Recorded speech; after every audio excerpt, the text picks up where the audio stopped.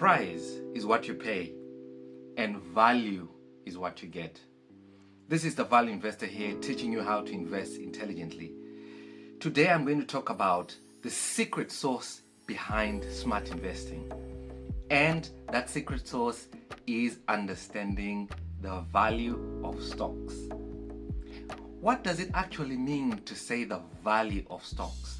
And how do we figure it out? How do we figure out the value part, especially when it comes to stock? In this video, I want to explain it in the simplest way possible. So if you have never heard of valuing a stock before, don't worry. I'm going to walk you through step by step using everyday examples that make it easy to understand. I will explain this to you like you're 5. Let's break down what a business is really worth, starting right now. Alright, so let's say your friend Emma has this cute little ice cream stand. She comes up to you and says, give me $10 or £10 now, and I'll give you £1 every year for the next 15 years. Would you do it? So that sounds like £15 in total, right? So would you do it? Is it a good deal? This is the question. So before we decide to make this deal, we need to value the company. We already have what we need to do this valuation. She's promising £1 every year for the next 15 years. So simple math, this will add up to £15 for the 15 years. But hold on, money today is worth more than money tomorrow. You remember about 5 years ago here in the UK, bread used to cost £1, but now it's £1.50. Money today is worth more than it is tomorrow. Why is money worth more today than it is tomorrow? This is because you can spend it, save it, or invest it today.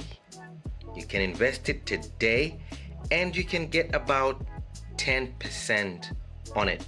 So I would want my money today because I know I can invest it and make some interest on it. It's kind of like ice cream, way better now than later when it's melted.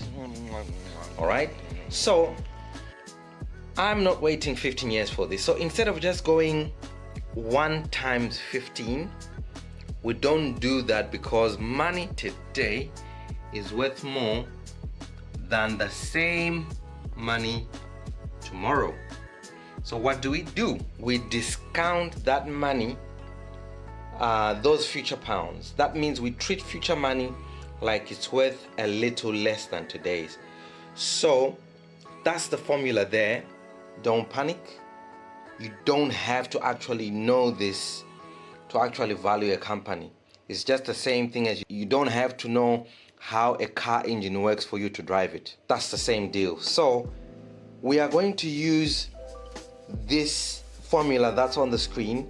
Now it's a 10% discount rate, and that's what some investors expect to earn each year. That's what I'm earning every year.